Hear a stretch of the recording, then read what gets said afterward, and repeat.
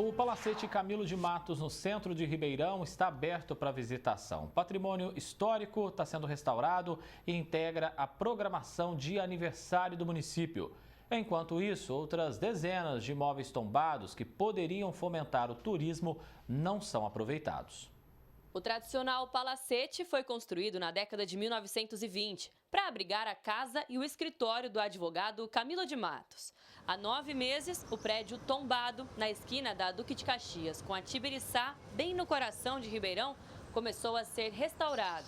Nessa primeira fase, a fachada, o quintal, o hall de entrada e um dormitório vão ser revitalizados.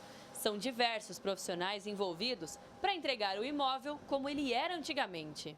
O Palacete Camilo de Matos ele é muito rico, tanto pela personalidade do Camilo de Matos, que teve participação ativa na cidade, tanto pela sua riqueza arquitetônica. Ele é um dos últimos exemplares de 1922, dessa época do ecletismo aqui na cidade. E ele é uma joia mesmo para a cidade, porque cada ambiente é muito rico em detalhe, em técnicas, tanto que agora, nesse processo de restauração, são muitos profissionais envolvidos, para que é um trabalho de formiguinha mesmo, para que o palacete ele seja 100% entregue como ele era originalmente.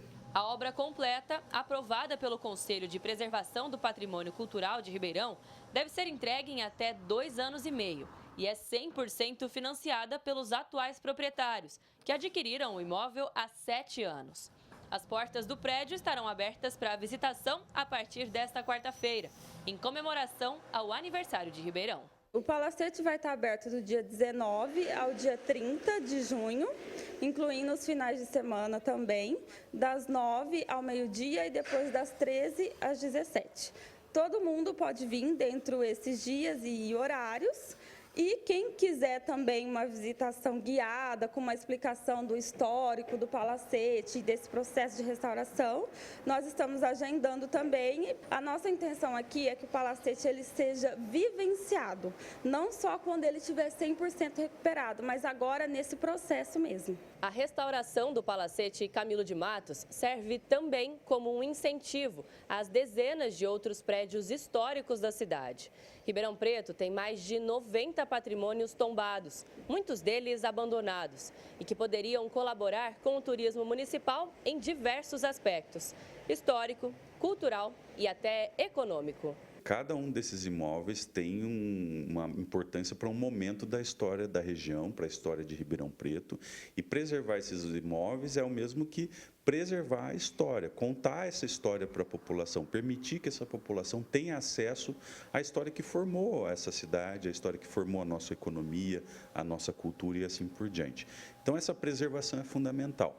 E essa preservação é uma responsabilidade de todos. A própria região central abriga vários desses imóveis que poderiam fazer parte de uma rota turística.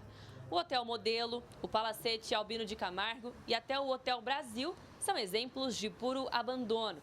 E o professor de Direito Administrativo explica o porquê. Na prática, o município faz o tombamento e depois deixa nas mãos do proprietário toda a responsabilidade por manter aquele imóvel, por zelar pela sua estrutura e assim por diante. E o problema é que isso custa muito caro. Pela lei, o município deveria apoiar os proprietários a cuidar do imóvel, deveria oferecer recursos financeiros para que os imóveis fossem devidamente pintados, mantidos e assim por diante. Mas, na prática, o que ocorre é que o poder público muitas vezes não libera qualquer tipo de verba pública para apoiar esse patrimônio histórico tão relevante que poderia ser explorado para fins turísticos. O número de patrimônios só aumenta. A Câmara aprovou o tombamento de novos 4. A Caixa d'Água da Vila Tibério, o Edifício Ida, o Cine Bristol e o Palestra Itália Esporte Clube. Esses prédios, ainda que tombados, podem ser funcionais e movimentar a economia. O tombamento não impede o uso do imóvel, o tombamento não impede até mesmo que o imóvel seja vendido, que ele seja negociado, que ele seja alugado, nada disso fica impedido. O tombamento exige que o proprietário mantenha as características arquitetônicas que são consideradas de importância para o patrimônio cultural. A utilização do bem tombado é plenamente possível, desde que essa utilização respeite a proteção das características históricas. Então, em muitos municípios, esses bens tombados são transformados em restaurantes, são transformados em hotéis, são transformados em áreas comerciais. O que falta é o poder público ter liderança para articular todas essas parcerias. Não basta só tombar, ele precisa elaborar acordos com a iniciativa privada, ele precisa colocar dinheiro nisso. Sem essas iniciativas, o tombamento é só uma restrição burocrática. Alice Carvalho para o Jornal da Clube. A Prefeitura informou que os imóveis que nós mostramos aí na reportagem são particulares. A Secretaria da Cultura e do Turismo incentiva e mobiliza para que os empresários proprietários desses imóveis tombados tenham aí o ato de preservação. Vamos falar mais sobre esse assunto no nosso núcleo de jornalismo, já agradecendo aqui a presença do historiador Sérgio Campos, nos atendendo nesse feriado do aniversário de Ribeirão. Professor, qual que é a importância de nós termos, então, um patrimônio como o Palacete Camilo de Matos restaurado bem no coração da cidade? Boa tarde. Muito boa tarde. Um palacete como esse, ele diz respeito à história da cidade. E a importância histórica não fica no passado, ela diz respeito a mostrar quem nós fomos no passado para nos tornarmos quem nós somos hoje, né? E existe uma relação muito importante, observável. Países muito bem desenvolvidos são aqueles que cuidam muito bem da sua própria trajetória no tempo, da sua própria identidade e sua própria cultura. Preservar um palacete como o Camilo de Matos no centro de Ribeirão Preto, primeiro é tentar resguardar um resquício. Todos os prédios grandes do centro demoliram e pegaram um lugar que era de um palacete como esse. Esse sobrou ali, então é importante manter, para a gente não perder esse último resquício de quem nós fomos no passado, para nos tornarmos quem nós somos hoje. E esses prédios, professor, eles podem ter uma nova finalidade, né? Como abrigar um comércio, por exemplo, e aí acabar integrando uma rota cultural também em Ribeirão. A utilidade desse tipo de aparelho público vai além do patrimônio e da cultura histórica de uma cidade. Ele pode muito bem ser aproveitado para a economia do aqui e agora, do presente. Então, a gente costuma fazer pacotes de viagem para visitar outros lugares importantes e históricos. E a gente não para pensar que esses outros lugares foram construídos como lugares importantes para visitação, criaram um roteiro turístico e valorizaram a experiência de quem vai visitar, criando uma atração que diz respeito a um atrativo econômico para a cidade. Isso pode e deve ser criado aqui na cidade de Ribeirão Preto também, que tem muitos patrimônios a serem aproveitados. Como você já disse, né, revitalizar esses imóveis antigos impede que o Ribeirão Pretano perca essa ligação histórica com o município. Exatamente, né? Então, Ribeirão Preto é uma cidade nova, hoje faz 168 anos. É nova em relação ao contexto de outras cidades.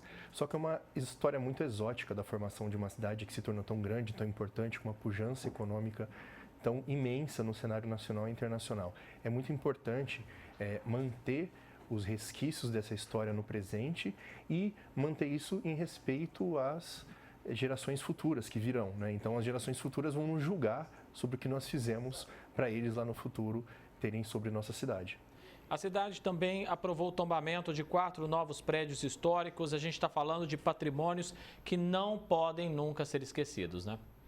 Exatamente. Há outros patrimônios recentes, como o Palestra Itália, que é de 1917, a Caixa d'Água na Vila Tibério, o edifício Ida no centro, ao lado do MARP.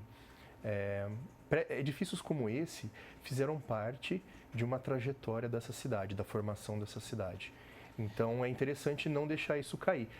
O centro de Ribeirão Preto sofreu um processo de desvalorização nas últimas décadas e parece que nós estamos tentando retomar isso aos poucos.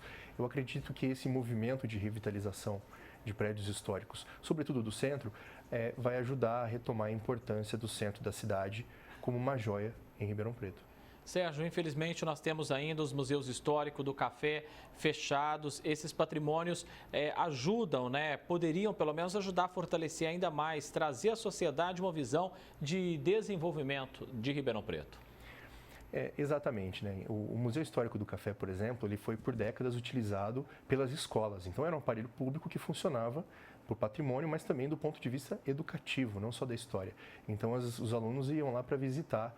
E isso não acontece há décadas. Então, são gerações de alunos que se formam sem ter a chance de conhecer esse pedaço da história com visita técnica regida pelas próprias escolas.